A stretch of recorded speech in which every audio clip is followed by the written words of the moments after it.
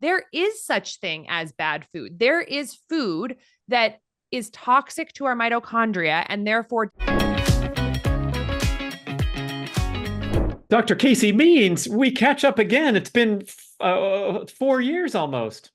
4 years. The last time I saw you, we were sitting at a park in Portland, and now we're both in LA, and it is so good to see you again. So listeners, please go back and listen to my first show with Dr. Calley. We got into some really fascinating topics, especially the niche diet that you had been following at that time, which was distinct from the stuff I was doing. But you made this beautiful point that listeners will be familiar with when I talk about redundant pathways, which is, you're stimulating health processes in a similar manner, doing cold plunging or doing fasting and so forth. But the main reason that we're back here in the spotlight, and if you're watching on video, you can see her wonderful background, but you have a new book that is imminently launching called Good Energy. So I want to hear about this whole book writing process, and we're going to get into all the important messaging. I'm really super impressed that you took the gloves off and are speaking freely as a physician about how screwed up the medical system is and trying to get to the root of health issues that we're facing today in epidemics. So teeing it up, Dr. Calley Means. Well, I'm so grateful to be on this mission to create a healthier world with people like you and so many of the friends in our network. So, and grateful for all the listeners for wanting to be on this journey as well. It's such a beautiful path, and I think there's a lot of light in the health space emerging.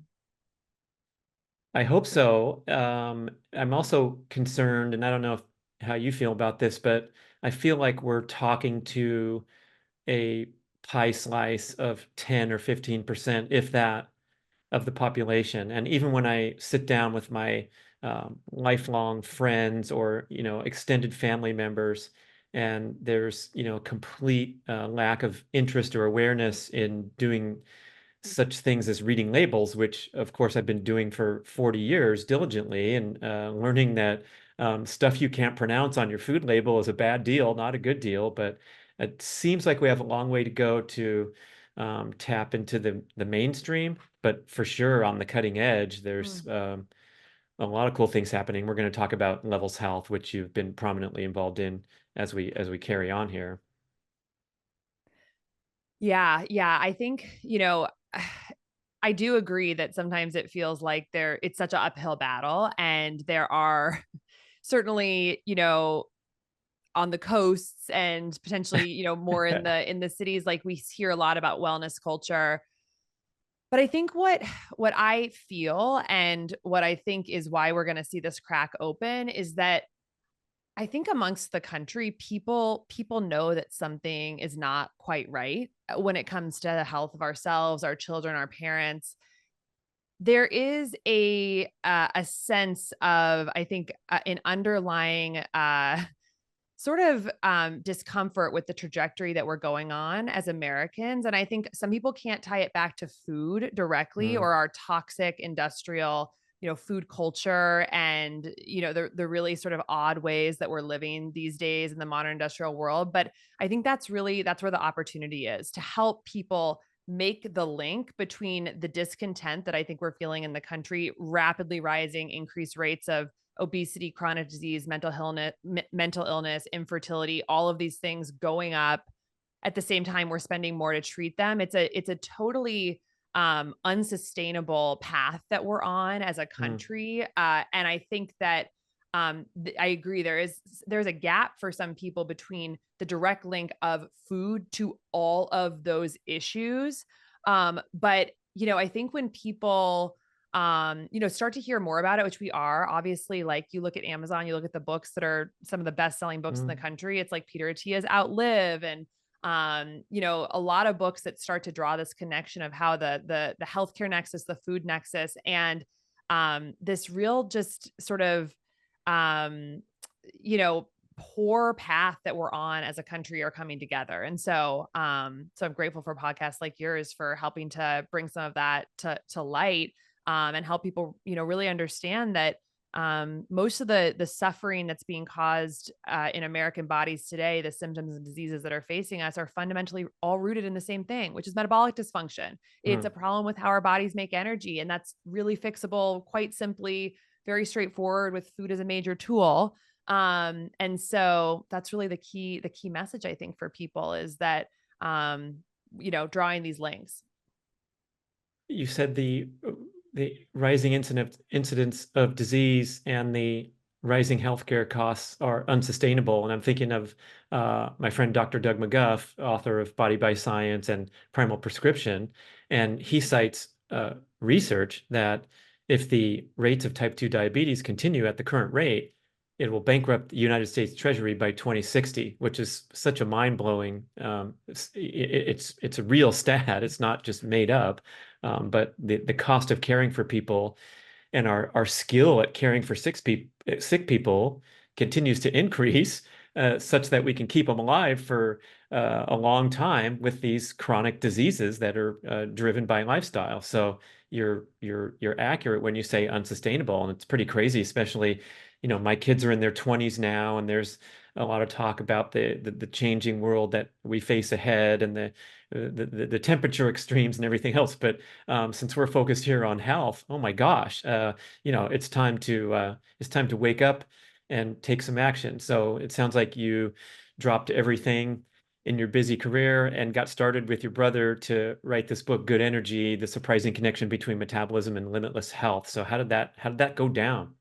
you know, Yeah, so it went down. I mean, it's sort of a lifetime in the making, right? It's like I went to medical school. I did the classic path of the American physician, went into healthcare wanting to save people and, be a hero. And, my key goal was to sort of rise the ranks of that esteemed Hmm. system. And then, of course, was deep in that system, 9 years of, training at Stanford and becoming a head and neck surgeon. And, just absolutely had a rip roaring wake up call where I realized that, the things I was spending my time doing as a physician and the things I was thinking about were absolutely not focused on improving human health or really curing or saving anything. I was essentially a, cog in the wheel of the medical industrial complex. And my main dictum was to see as many patients as humanly possible in the shortest amount possible, and, get people in and out of the office extremely quickly to generate as many RVUs for the hospital as we possibly could. And that was incredibly disillusioning.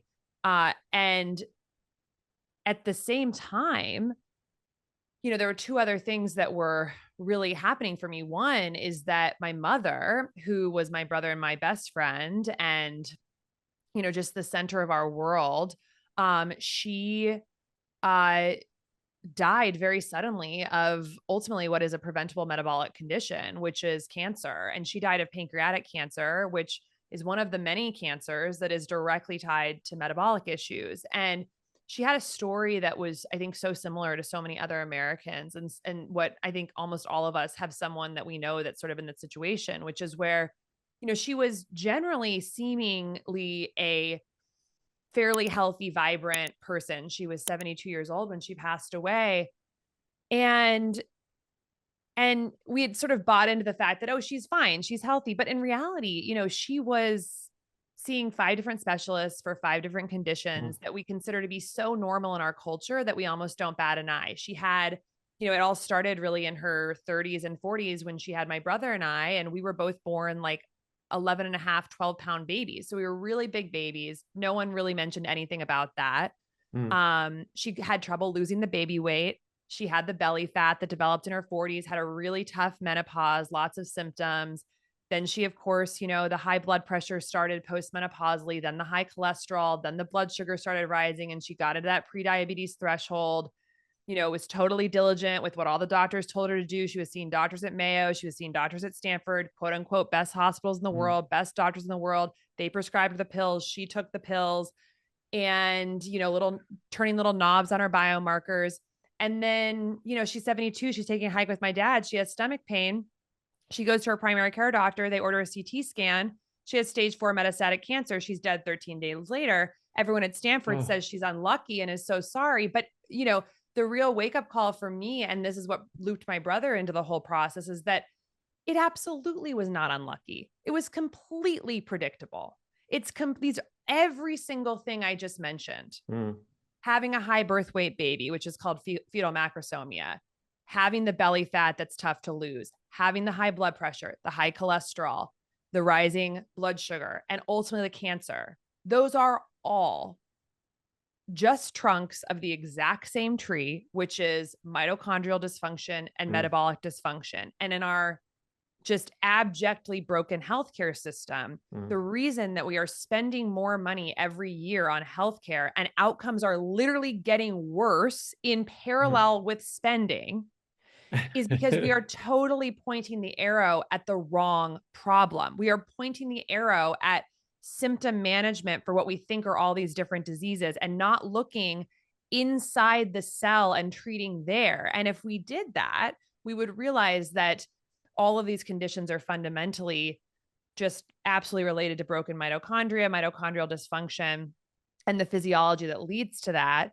And if we could just turn the arrow of that $4 trillion of spending towards the right problem, the core physiology, the root cause physiology that links all these conditions, we would be able to completely reverse the terrible health decline of Americans very, very quickly. But and this is the key point of the book. This is about, we need to focus American healthcare and our wellness behaviors on producing good energy in the body, i.e., mitochondrial function, producing good cellular energy in our bodies. Because when we do that, when we have well powered cells throughout the body, the cells function properly.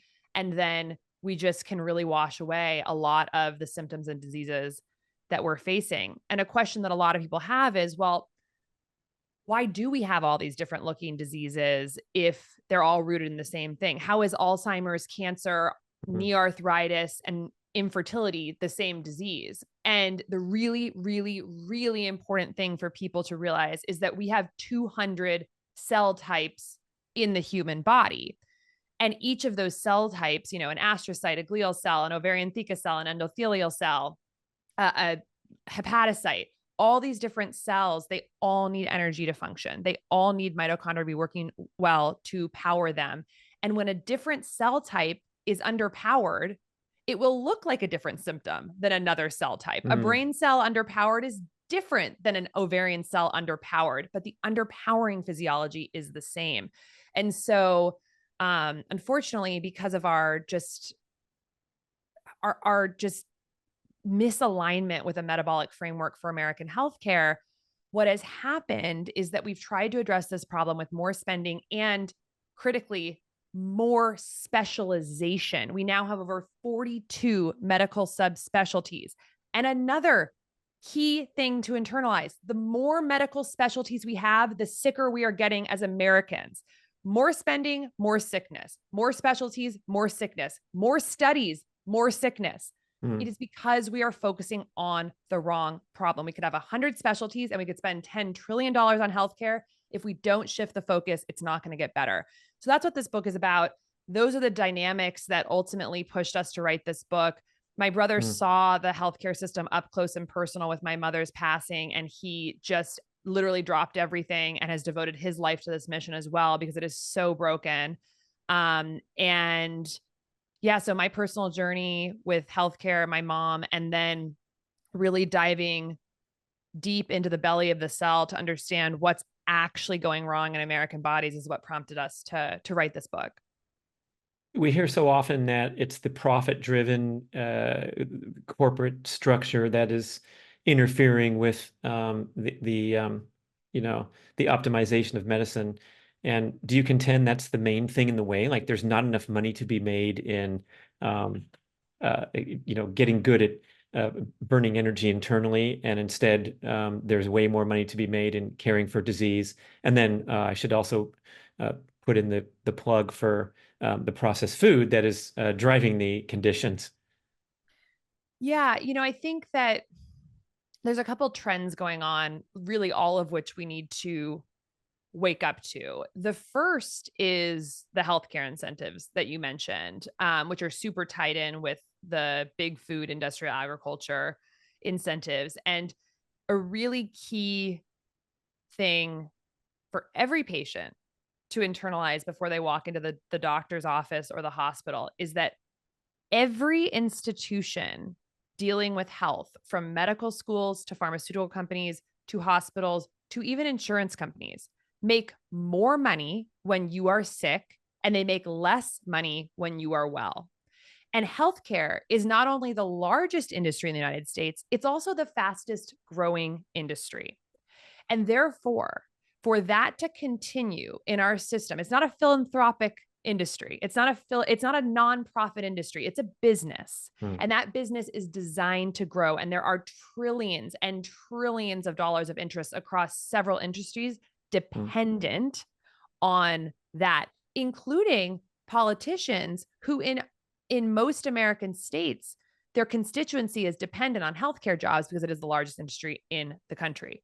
So none of that is to say that there is any doctor out there that is, wishing for you to be sick. Or even, I would say, I've never actually met a person in the healthcare industry who I think is like doing things nefariously. Right. I think that what we have to realize is that there is an invisible hand of financial interests that has built a system that's focusing on the wrong problems. And I think where you most tragically see it happening is in relation to the health of our children, because we are just abjectly failing in terms of protecting our children from chronic lifestyle diseases. We now have 30% of young adults with prediabetes, a condition that probably pediatricians and endocrinologists never saw a single case of in children, like acquired prediabetes, not type 1 diabetes, but the precursor to type 2. We've got 20% of children with fatty liver disease. We have 77% of young adults unfit to serve in the military because of health issues like this. So it's a disaster. But when you think about it through that really disturbing lens of incentives, you realize that a chronically ill child is the most profitable thing to the American healthcare system, because these chronic illnesses need to be, quote unquote, managed for life. And that's a long-term customer. So that's really a big problem, is the financial incentives. But I think that there's also just this sentiment that it's just so big, it will be too hard to change. There's sort of plausible deniability across everyone. The med school deans think they're doing a good job. The hospital administrators think they're doing a good job. The doctors are working their asses off. Everyone's tired. Everyone's running around in a flurry, working hard, costs are high. And it's so interesting. I saw this recently.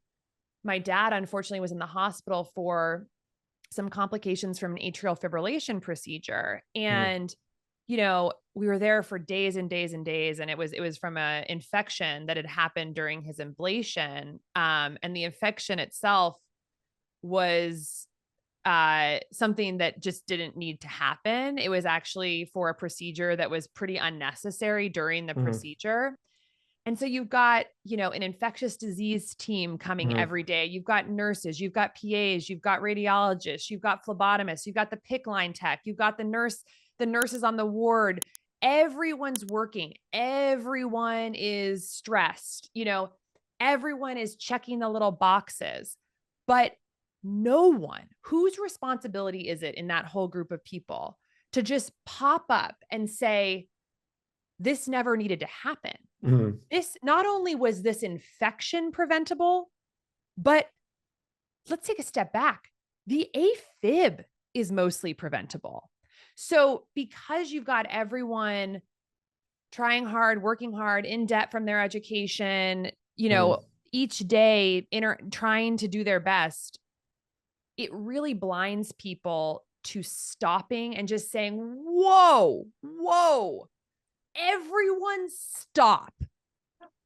We could change everything and save so much time, money, and effort if we just talked about more prevention, root cause physiology. And I really just think it's honestly, in many ways, it's a it's this busyness. It's also like the busyness industrial complex. We're all just so busy running around trying, and no one's really just piping up and saying it. But I also think, and I don't mean this in a judgmental way, but I think it's honestly part of just this fear culture that we're living in. There's also an epidemic, I think, of like people being scared to Mm, speak up and people being scared to rock boats, because now there's just feels like there's such a high price to pay for going out on a limb, whether it's being canceled or, you know, there's already like costs are going up with everything. You can't lose your job, so everyone's mm, afraid to speak out. And I think that we need to find a way in our culture to also just re-engender like moral leadership amongst all of us as individuals, authenticity, fearlessness. mm, And I think that that is where we really get into more of the spiritual like side of the crisis that we're dealing with. I think there's just an absolute spiritual crisis going on hand in hand with the healthcare crisis, because we are a lot of humans essentially living in these like just digital cages.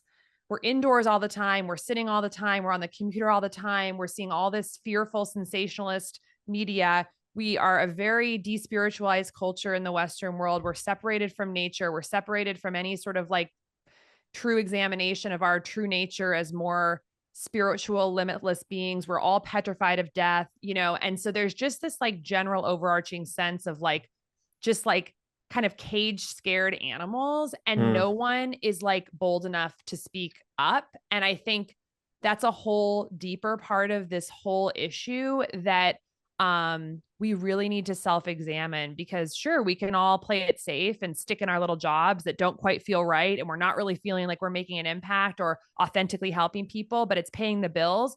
And I think that, we need people to really go down the road of true empowerment, which comes from, I think, a deep existential inquiry, and Mm, break open that cage of fear and start living bigger. And so that's another big message of this book, is like, how do mm. you cultivate that sense of fearlessness and limitlessness, and wake up from this forgetting we have, I think, as modern humans, of um, how awe-inspiring Mm. and incredible the world is, and how, you know, we have so much more potential than I think we do. Well said. Oh my gosh. If you're just joining us, listeners, you better rewind about 7 minutes for an amazing journey through the current disastrous state we're in. And I appreciate so many of those points you made about, especially with everyone's head down and being so incredibly busy. And in the context of the medical world, if you're busy getting into an extreme specialty, the world needs you to focus on that stuff. And so you might not be the best person to step up on the soapbox and challenge the entire medical system. And it's too much to ask to pick your head up if you're especially the highest trained among us in society. If I have a heart valve problem, I want some guy who lives and breathes that stuff, and I'm not going to take dietary advice from him. But this brings me to my next kind of insight is I believe it should start with taking personal responsibility for your health. Mark Sisson wrote that as one of the bullet points for the Primal Blueprint back in 2008. And we're up against a lot of resistance there because there's so much indulgence and comfort, convenience, luxury, marketing, brainwashing, all these things that are driving us into the traps that the profit-seeking interests want us to head in that direction. And I mean, gosh, we're recording this right after the Super Bowl, and oh, isn't it fun to watch the Super Bowl commercials? They're so clever with the celebrities, and they're just throwing quarter after quarter, they're stuffing shit food down our face as this is the most driving and very expensive commercials. So the most profitable companies are having you eat this and that, and the celebrities are brazenly pitching this stuff when they don't need the money to be pitching donuts or soft drinks. But that part's kind of heartbreaking. And you mentioned, the impressionable youth are particularly vulnerable to these forces. and then also the norms of society. And I got into a fun argument with a friend recently when there was a bunch of us, and someone was asking me about the nuances of the animal-based diet, compare and contrast to the keto diet, and this and that, blah blah blah. So Brad is talking a lot, and then one of my friends interrupts and says, "Hey, look." Let's be reasonable here. What it's really all about is everything in moderation.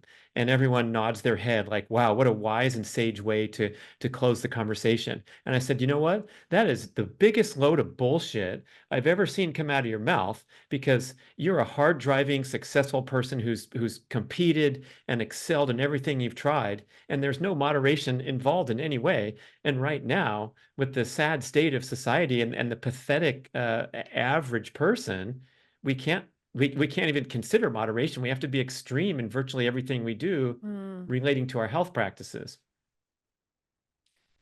Oh my goodness.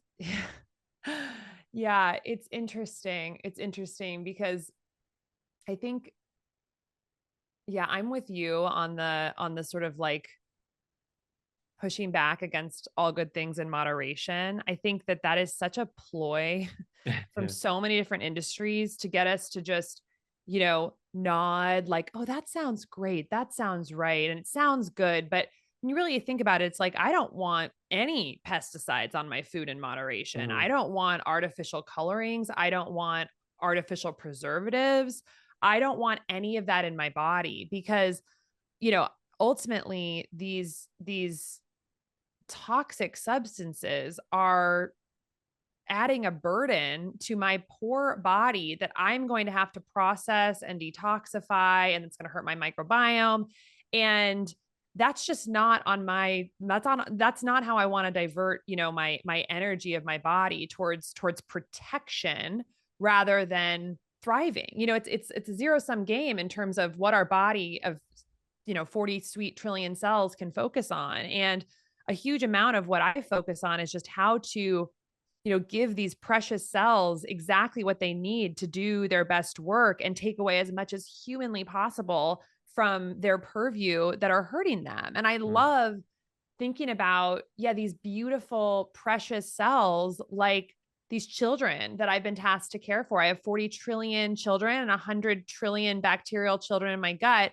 And me as this sort of like illusion of one unit, it somehow has what seems like consciousness or free will. And I get to use that to make choices in my environment to basically like expose those cells to certain things and protect them from certain things. And so that's what I'm focused on. And just like with a baby who's not getting what they need, they will scream and cry. And just like cells, if they don't get what they need to function properly, they will emit dysfunctional signals and recruit immune cells to help them and create chronic inflammation. And their way of screaming is symptoms. And so yeah, it's like I'm not trying to moderately poison my body. I'm not trying to add a moderate amount of damaging chemicals to this structure. And then I also just want to touch on another point you said, which was, about really taking ownership for your own health. I think this could possibly be one of the most important points that we can work to get across. It's so interesting because the concept of taking ownership over your own health has become almost politicized. When you talk to people about that, they'll say things like, oh, it's elitist or out of touch or ableist to tell people that their health is their own responsibility because some people don't have access to healthcare. Some Mm. people don't have access to healthy food. And I think that, it's such a damaging message to essentially use those strategies of essentially like in a sense like social justice messaging to basically shut down the conversation about personal empowerment with health because it's a distraction. What we need to be Mm. focusing on is um how to create an educated population that understands the real, not the hand wavy version of how food is directly leading to the diminishment of human thriving and create a large base of consumers who are much more focused and clearly laser focused on finding better products, and let that create an ecosystem in which companies respond and create products that are more accessible and healthy across the spectrum of food products. I think like pretending like this reality is not real, that the food in our country is abjectly diminishing human thriving, human potential prosperity. That is just like somehow saying like, all foods are okay in moderation. There's literally campaigns happening where they're saying that you can't say that a food is a bad food because it's somehow like some sort of judgment on food. There's no such thing as bad food. There is such thing as bad food. There is food that is toxic to our mitochondria and therefore diminishes our life force, and that's a bad food. And we should speak plainly as adults and not be serving this to children in the school lunches. We should not be serving this to hospitalized patients. We should not be serving this to anyone. And so I think it's a little bit of, again, it's like that fear culture that we have of everyone's afraid to say what's really true. And what's true is that the food in America is killing us, and it's disproportionately hurting children, minorities, and the poor. And so we need to just speak clearly about that. I think that a really key message that is scary, because it means we have to own our power, but it's really important, is that you should not trust doctors. You should not trust, quote unquote, the science. You should not trust nutrition influencers. You should definitely not trust me. You should trust yourself, because you have a body that is speaking to you all the time through symptoms and also through biomarkers and lab tests. And you can every single person listening is totally smart enough to understand their whole health picture and where they stand. And we have been systemically disempowered as individuals to feel competent in understanding our own health. And we've been sucked into the, modern capitalistic, just busyness industrial complex of like constantly have to be doing and, not sleeping and producing and, this and that we can't even hear our own bodies. We can't even understand what our bodies are saying to us because we're eating as we're walking up a staircase. We're like constantly, we're eating in the car. We're not sitting and just having time to feel our bodies. So I think the future of health is patient empowered. It's individual empowered. It's about owning our own power as incredible, miraculous human beings with incredible, miraculous bodies of infinite potential, and understanding two things. One, body awareness, how to trust the signals coming from our body every single day in the form of symptoms, in the form of intuition.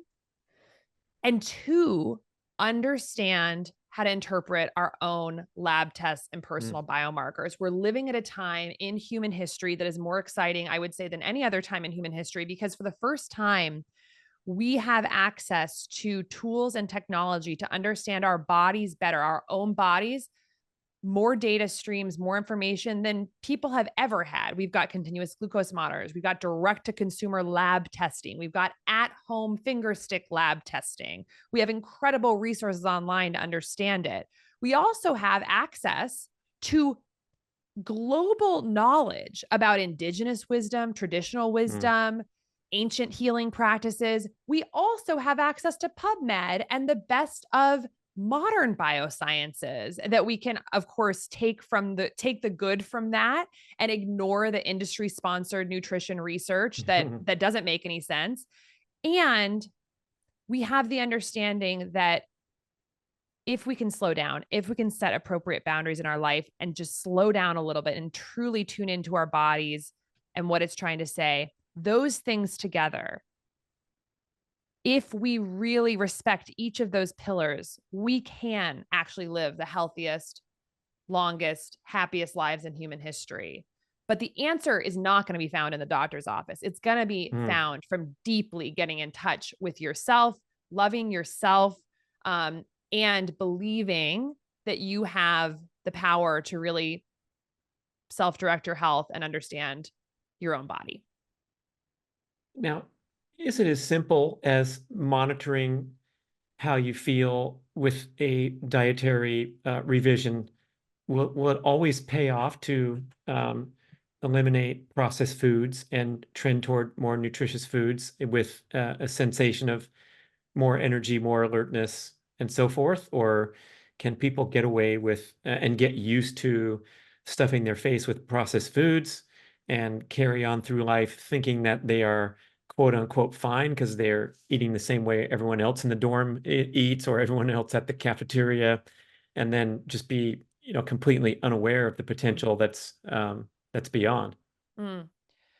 Well, again, I'll go back to what I said, which is, don't listen to me. Like, listen to your own body. And if someone comes to me and they're on an ultra processed food diet, um, and they have zero symptoms, zero. Mm. Hmm. They wake up every morning with joy, creativity, a sense of limitless Mm. potential, and their biomarkers are all not only in the normal range, but the optimal range for Mm. every key metabolic biomarker. Eat whatever you want. Yeah. I'm not going to tell you have a problem. Go for it. I would bet $1 million that's not going to happen, that someone is eating an all ultra processed Mm. food diet and those three things are true. Maybe they're 21 and they're going to have a couple more seasons before they notice anything. But yeah, for the most part, it might be one in a million. Usain Bolt famously ate 2,000 chicken McNuggets at the Olympic Village in Beijing when he broke world records. But even an athlete want to be concerned with longevity, of course, which is not going to happen the candy bar way.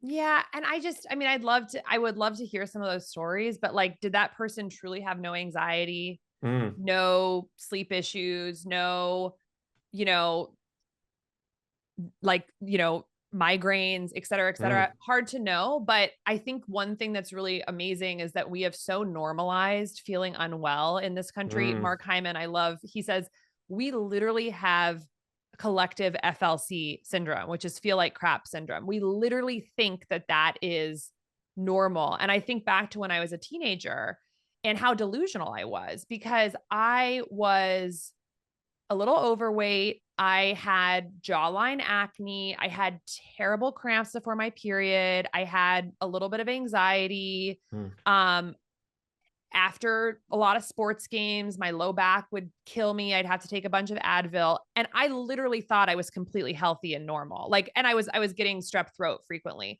And I'm like looking back and I'm like, every single one of those things, the acne, a little bit of anxiety, the very bad cramps, the low back pain that was kind of chronic and would always flare up, the being overweight, all of those were signs that there was actually dysfunction in my body.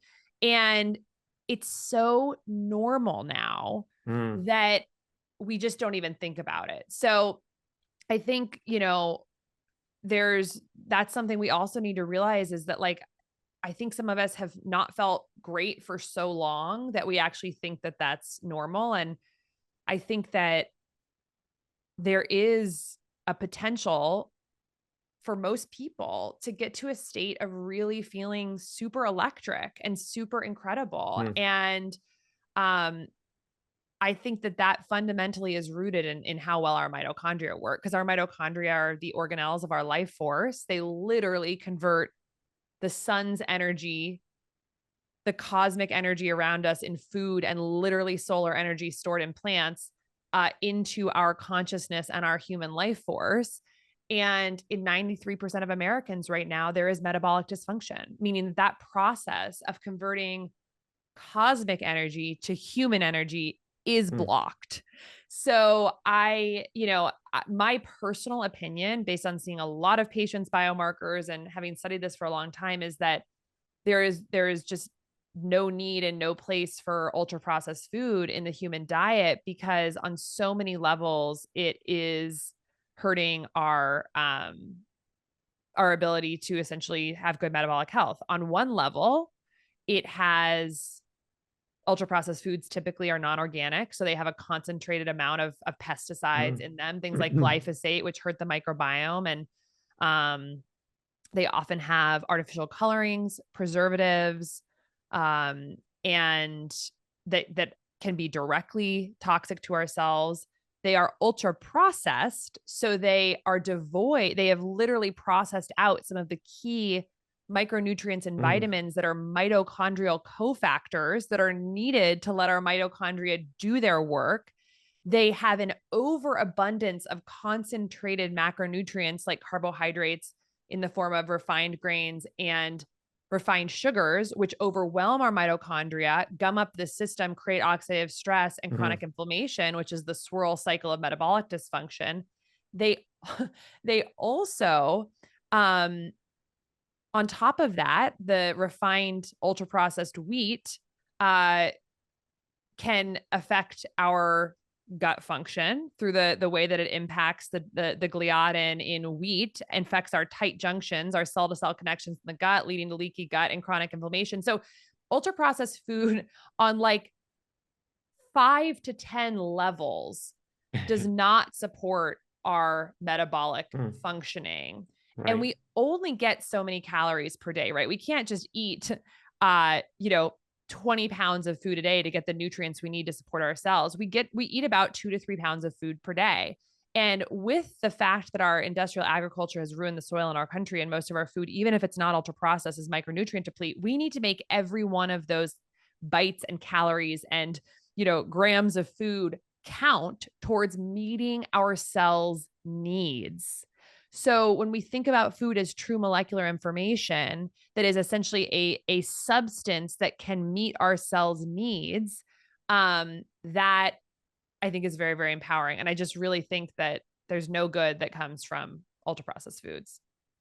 So to make sure everyone at home is following along, you kind of described what mitochondrial do in most of the cells in our body. They're nicknamed the energy producing power plants, and maybe we learned that in high school chemistry. But just to kind of get this message really focused, when we consume processed foods, they are not benign. It's not just 180 calories in the donut, and you can count that on your chart and think that you're gonna skate free. They cause damage on, you said 10 levels, so they cause more damage than just adding some extra calories to your diet without nutrition. So maybe just let's focus this message on what happens to the mitochondria when you consume nutrient deficient ultra processed food. Yeah. So most ultra processed food has generally one, two, or three of the essentially unholy trinity of metabolically mitochondrial busting foods. And that's refined grains, refined sugars, and refined ultra processed industrial seed oils. And what happens when you eat these ultra processed foods, which are chemically engineered to make you hungrier and to make you want more, is that first you're overwhelming your body with this energy substrate and you're basically giving your body this huge load of substrate for the mitochondria to process. And it's too much. The mitochondria can't process all that glucose, all that refined grain that's coming in through the refined grains and sugars. And that is going to create strain on the system that ultimately leads to more dysfunction. It's not like the more energy substrate you give to the body, the more energy it's going to make. The more energy substrate you give to the body, the more it overwhelms the system and creates toxic byproducts from the mitochondria because it's essentially overworked and it needs to do something with all of that. So it Mm. basically converts it to toxic fat inside the cell, which just creates more and more cellular dysfunction. So that's Toxic fat one. would be visceral fat for the most part. So there's actually intracellular fat that gets Mm. basically laid down, which is like ceramides and diacylglycerols. And so that's like, if you just imagine that you have, too much energy substrate inside the cell that can't be processed by the mitochondria, it's going to just package it as these toxic fats inside the cell that literally block cell signaling. In the another storage form for excess glucose in the body is being converted to triglycerides, which gets stored in fat cells. And so you get essentially the way I think about it is like if you've got a certain number of mitochondria and they each have a certain amount of functional capacity. And that functional capacity is being hurt by a lot of things in our world right now, like micronutrient depleted food, not enough mitochondrial cofactors, et cetera. That glucose, when it cannot be processed by the mitochondria, is going to be shunted to a storage form, which is intracellular or like intracellular toxic fats or into triglycerides to be stored as fat in the body. And so there's one of the key issues with ultra processed foods is that by not activating our very complex satiety mechanisms in the body, which cause us to self-regulate our food intake, we are just basically, it's like we have blinders on to eat more food and just essentially overwhelm the body with this substrate. Then on the third piece of this is the industrially refined seed oils, which of course are not a carbohydrate. They're not like a glucose substrate that is going to overwhelm the mitochondria. What they do to hurt the system is that they cause both oxidative stress and inflammation. So they're a very high density omega-6 source that overwhelm the body with omega-6 fats, which are going to promote pro-inflammatory pathways in the body, and actually decrease the production of omega-3 fats in the body. Because something really interesting that I think a lot of people don't quite realize is that the enzymes in the body that have to process omega-6 fats are the same that convert plant-based omega-3s to EPA and DHA, which are the anti-inflammatory biologically active omega-3s. So if you overwhelm the body with these seed oils, you're actually blocking the endogenous production of EPA and DHA from upstream omega-3s. And so you get this increase of inflammation from those seed oils. These seed oils are pro-oxidant. They can create essentially damaging free radicals in the body that also hurt our mitochondrial function. So it's literally a perfect storm with what's in ultra processed foods of refined grains, refined added sugar, and refined seed oils that are essentially just creating like total overwhelming chaos for our cells and blunting our satiety cues, driving us to just eat more and more and more of them. The beauty of unprocessed food, of almost any dietary philosophy, like whether it's plant-based or carnivore or somewhere in between, is that natural food grown in good soil, and I say good soil because food grown in good soil is going to have the most like nutrients per mass of food. And so these foods, the cells in our body, many of the cells that produce satiety hormones, like for instance, GLP-1, which is like a hot topic now, they're nutrient sensing. So when we give the body like healthful nutrients from nutrient-rich unprocessed foods, we trigger satiety, we don't overeat, and we eliminate this just total overabundance of these three ultra processed food products that through different angles essentially hurt our mitochondria. So this is why reading labels is so important, because if you basically create a rule, I don't like to start with restriction. I like to start with like the benefits of what you want to put in. But if you start with a rule of just saying, I'm not going to buy food that has ultra processed grains, ultra processed added sugar, or industrially refined ultra processed seed oils, it essentially eliminates all ultra processed food because they have one of those things in them, or often all three. And then you free up a lot of space to eat foods that don't have those things, which is almost invariably going to be better for our cellular health. Yeah, most packaged frozen processed fast food contains probably all three. Yeah. But you're taking a huge swath out of what's available in the marketplace when you resolve to restrict intake of those foods.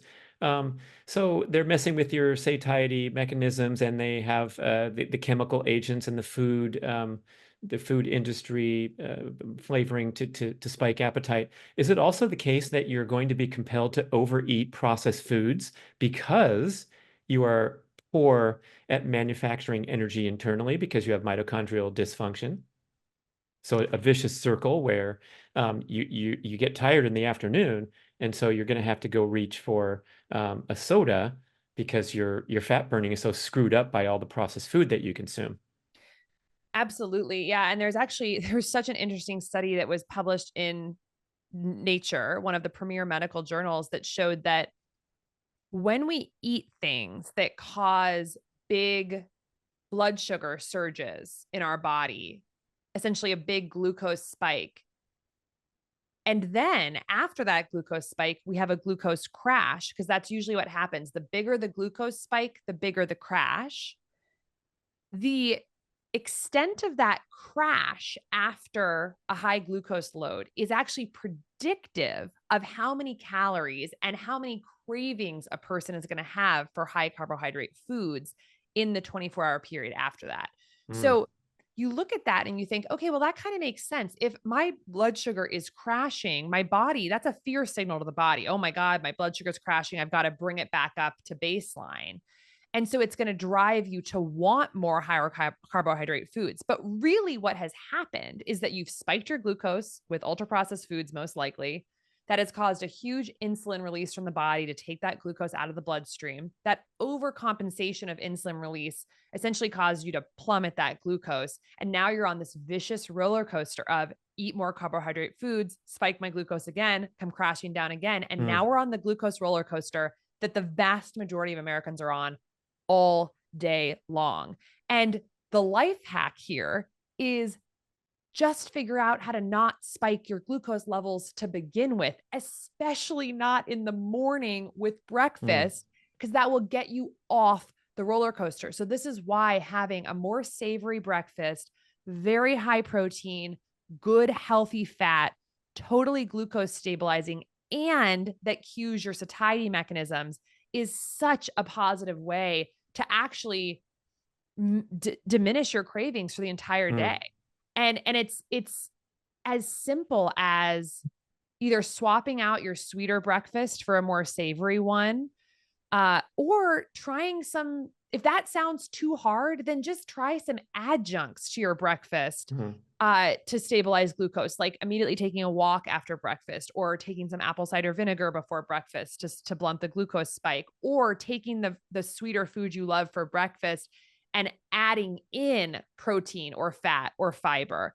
But you got to keep your blood sugar very stable in the morning to set yourself up for a successful day. And the thing that's so empowering, I think, is that a lot of people are like, I am addicted to this food. I love this food. I crave this food. It's just too hard.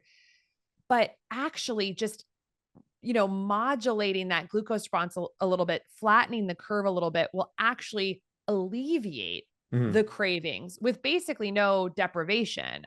You just need to know this biochemistry to really be able to get off that. And like so many spiritual traditions have noted throughout history, cravings, attachment to wanting something is in many ways the root of suffering. And I Mm. think so many people feel that in our country right now. They are so craving this food that it feels impossible to lose the weight, Mm. to get towards their health outcomes, because you literally just can't stop. And I've been there. I have been in that situation of food addiction where I always have a little Hershey Kiss in my purse, because what if I'm stuck without sugar or chocolate? And I think when you learn how to balance your blood sugar and you learn how to incorporate more real food into your body that tells the body it has what it needs and doesn't overwhelm the body, a lot of these things just kind of melt away. And that's why I think so many people kind of in the health space can sound kind of annoying. Like, oh, I love this healthy food. I crave this healthy food now. I don't even want to eat that other stuff. Mm.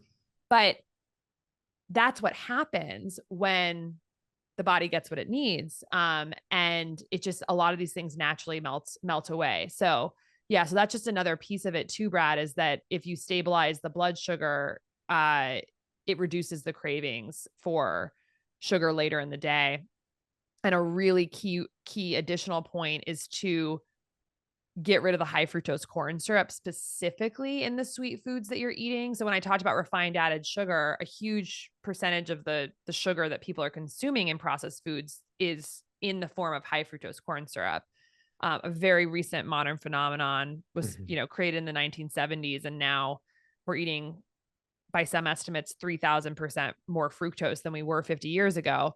Fructose is uniquely problematic for these cravings because fructose actually creates a chemical byproduct in the body called uric acid, which is created when fructose is broken down in the body, generates uric acid as a byproduct, and uric acid and the way it impacts our cellular biology and our mitochondrial function actually drives hunger. And the Mm. reason for this is so interesting. It's because if you think about like hibernating animals, they basically, before they hibernate, they eat berries and other fruits to basically gain a bunch of fat for winter. And so they'll eat a little bit of berries in the late summer, early fall, and that fructose is a feed forward hunger mechanism to basically make that bear like blind with hunger to eat as many berries as humanly possible in a short period of time to lay down fat for winter. So fructose in very small quantities in fiber rich food, it's fine. It's not going to like make us blinded with hunger rage like it would a bear. But once you start messing with refined fructose in liquid form, that is what's happening.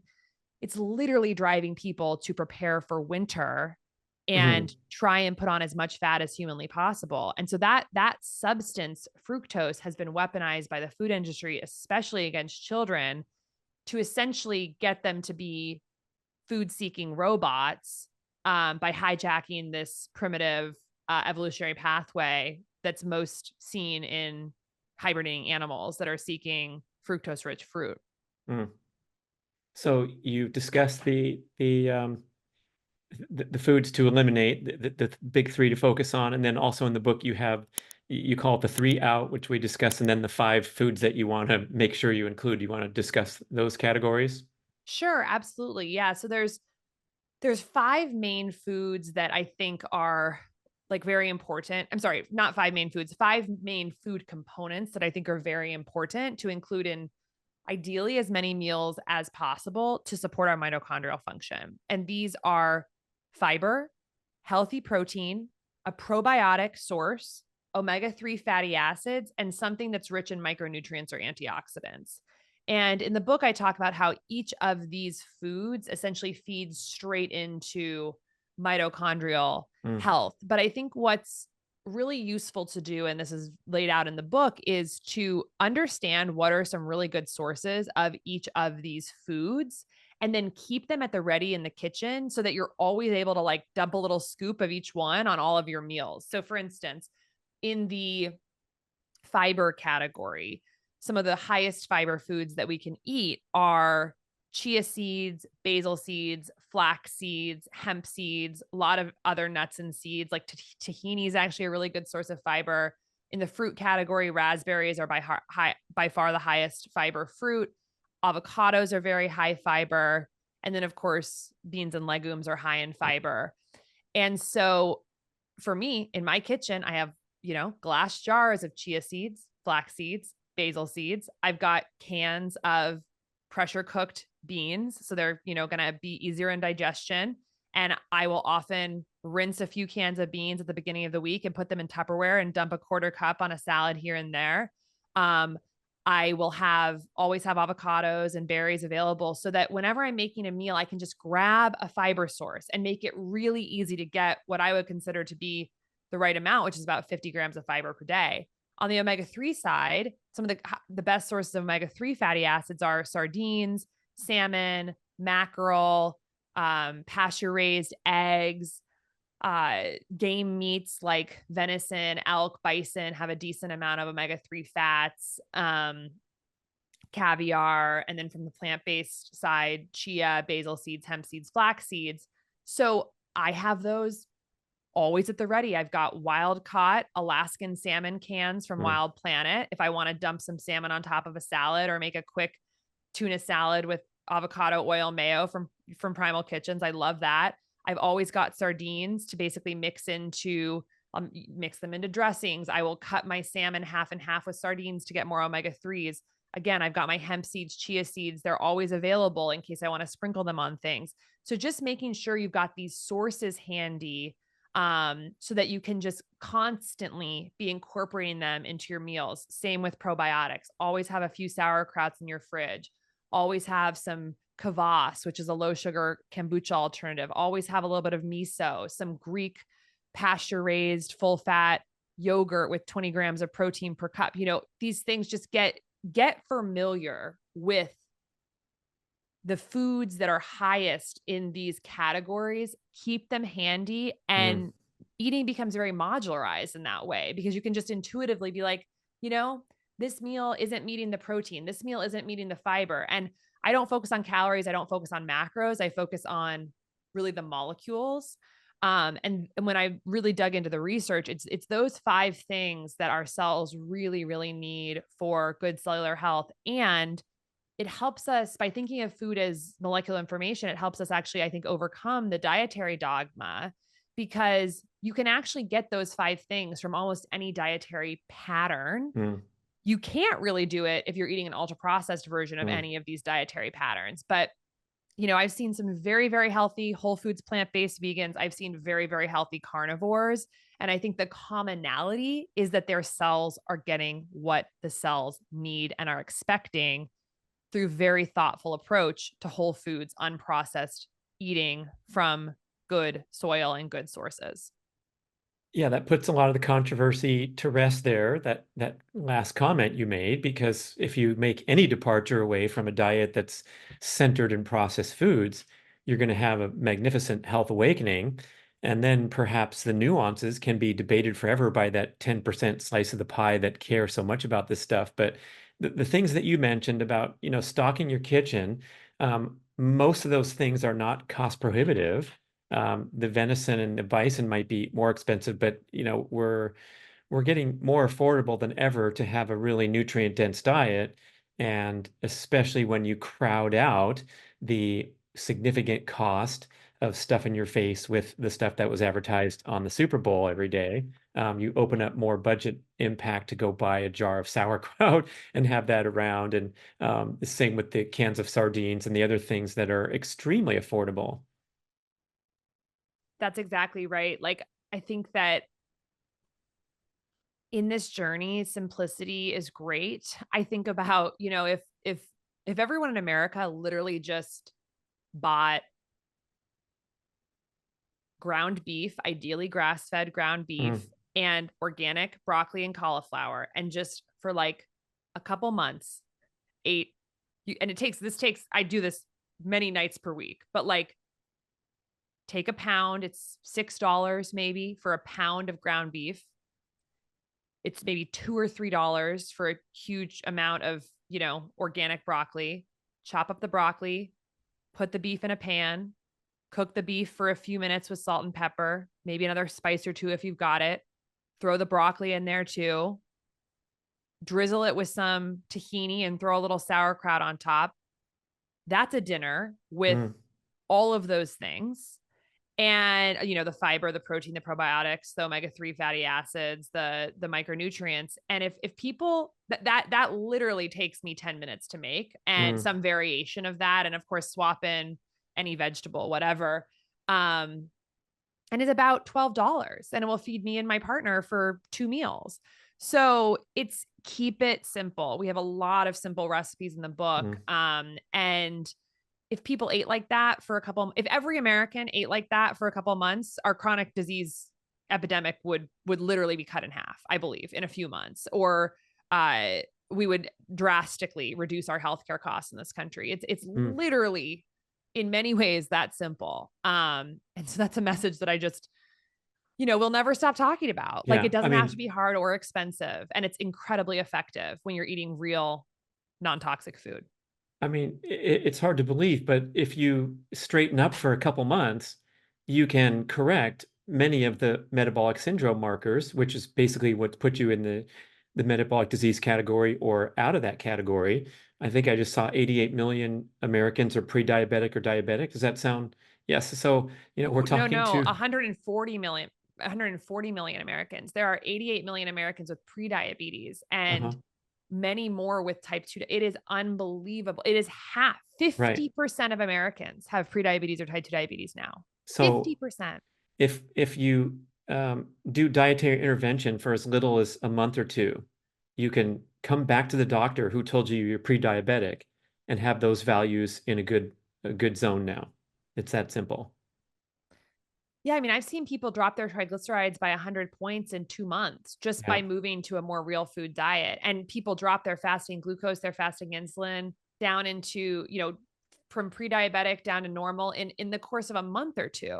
It's very achievable. And this is why I think direct to consumer lab testing is so helpful, Mm. because, you know, a lot of doctors aren't going to order these tests for you on such a tight window, because it's they rarely ever see patients change their biomarkers that profoundly. So why would they order them every 3 months? But Mm. what I recommend to people is, you know, there are so many services out there. Levels has lab testing. Inside Tracker has lab testing. Function Health has lab testing. Genova Diagnostic has direct to consumer lab testing. You can get labs for less than a few $100s. And I would say something that can be really motivating is to get a baseline and make sure you get some of the basic metabolic biomarkers like triglycerides, HDL, fasting glucose. Those are three of the most important that can tell you Yeah. about metabolic syndrome. You can retest those for $38. When you get your full panel, you're going to get that at your doctor for most people, or you're going to pay, like you said, a couple $100. But then if you identify some problems with those basic metabolic markers, well, you can test them in real time on your CGM, which we'll talk about next. But yeah, it's now within our power to track everything and then validate whatever changes we made. Yeah. Schedule it for day 1 and then schedule it for 2 months later. Mm. Literally, don't wait 6 months. Don't, because if you, one, it makes it cognitively, I think, easier, because you're like, okay, I'm only going to have to do this for 6 weeks, 8 weeks, like, and just commit to real food for that period of time. And I think what people will find is that they see big shifts in their biomarkers, and that is incredibly motivating, because it's this sense of, I know my mom experienced this. I see that all the time on social media. People will comment, I'm so confused. I have been Mm. reading this person, I've been reading this person, I've been reading this person, and I just don't know what the heck to eat. And this is why I think we need to really get back to first principles about, it's not about what you should eat as like categories or strat. It's like, we know enough about cellular biology to know what our cells need to function properly. And you can really get that through, I believe, pretty much any dietary pattern that is based Mm. in real unprocessed foods that come from good soil. And commit to a simple strategy for 6 to 8 weeks, retest your biomarkers, and you will know, yes or no, is it Mm. working? No confusion. You will literally know, is it working or is it not working? And that's power, because then you just kind of don't have to be sitting in that stew of doubting your choices, which I think then makes us flip flop between different strategies. And then we're always kind of trying something Mm. new. I mean, my call for people, no matter whether they want to be more plant-based or more meat-based, is like, try a real food diet of some type for 6 to 8 weeks, retest your biomarkers, um and then, really begin to have more faith in your strategy. So yeah, I think that's a message I'm really trying to get across to people. And we talk about the 5 biomarkers that are really important to understand whether you're metabolically healthy, which are so basic, like you said, like literally very cheap to test, which is fasting glucose, HDL cholesterol, triglycerides, blood pressure, and waist circumference. And for those biomarkers, you want to have the fasting glucose less than 100. You want the HDL above 40 for men, above 50 for women. You want triglycerides less than 150, blood pressure less than 130/85, and waist circumference less than 35 inches for women and 40 inches for men. If you meet those criteria, not on medication, Mm. you are part Mhm. of just 6.8% of Americans who we would consider metabolically healthy, i.e., their mitochondria are functioning properly. Oh I would man. argue that many of those are actually too lenient. And actually, when I'm looking at biomarkers, I want triglycerides to be less than 100. I want fasting glucose to be actually less than 85, HDL 60 to 90. So I think in terms of my optimal ranges, I would say probably less than 2% of the United States is optimally metabolically healthy. But aside that being an aside, every person in America should know where they fall on those 5 biomarkers. And all of those biomarkers can change rapidly Mm. with dietary changes. So that's just key information for people to know. And I think we can easily make that 6.8% much, much larger. If we really focus on focus the arrow of our choices on metabolic and mitochondrial health. So just back to the early part of the discussion, why this is so simple and extremely well validated by research and by practical example of the people who are living a long time and avoiding disease. Why isn't the medical system, overhauled the whole scene to focus on that prevention aspect of the whole big picture and compel people who are insured to get in there and test and retest and I don't know, put up incentives or penalties if things aren't corrected. Is that too much to ask? It is too much to ask if the incentives of healthcare stay the same, because Mm, healthcare is a business and it is a business designed to grow. And right now, with the way healthcare is financed and incentivized, the only way for that to happen is by doing more things to more people over long periods of time. I absolutely think there's a way in which there's great business that can be made, or great business with lots of people employed, if we actually had it a different way where we were actually incentivized for better health outcomes. And mm, there was a slight movement towards this, I think, very surface level with the Affordable Care Act. There was this mm, concept of value-based care, which basically said that doctors would be reimbursed more for their patient care if they reported on certain quality metrics in their patient practice. So that sounds really good, because it's basically saying, okay, value is outcomes over cost. You mm, want good outcomes over lower cost. Whoa. If we could pay doctors more for having better outcomes for lower cost, we would move the system in the right direction. Sounds great. Didn't work. This is why. The reason is because the devil is in the details. When you actually go on the Center for Medicaid Services website and you dig in and you look at what the quality metrics were, every specialty had different quality metrics. And these were the metrics that doctors had to report on mm, in order to basically get this increased reimbursement. And my belief is that the process of creating those quality metrics for each specialty got very politicized and basically got co-opted by pharma interests. Because if you look, for instance, at like the asthma quality guidelines, one would think that better outcomes means that a doctor has more patients with less asthma. So basically, patients have healed from asthma. Patients have gotten off medication and are living free of asthma. That would, in my mind, be what a good mm, outcome is. Instead, the outcome metrics were things like percentage of the doctor's patients with a diagnosis of asthma who are on long-term albuterol therapy. So the quality metric was actually how many patients in the doctor's population were on long-term therapy. And again, it's just like all good things in moderation. Sounds great, right? Oh yeah, well, that doctor is practicing high quality medicine because his patients are medicated. Like the mm. patients who have the disease are on the medications. That's good quality. But this is what we need to just explode in our healthcare conversation. We need to understand that quality is not the amount of patients on quote unquote appropriate medical therapy. Quality is patients whose cells have Mm. healed, cells that are functional. That is healthcare. That is quality. But nowhere in that document do you see anything that even broaches on that framework for health of like truly a patient who has healed. I mean, the healthcare system is even loath to even call a patient cured because it kind of goes against their model. There was recent, because of amazing movements like what Virta Health is doing and other organizations that are truly trying to like reverse things like type 2 diabetes, which we used to consider a chronic lifelong condition that Mm, couldn't be reversed.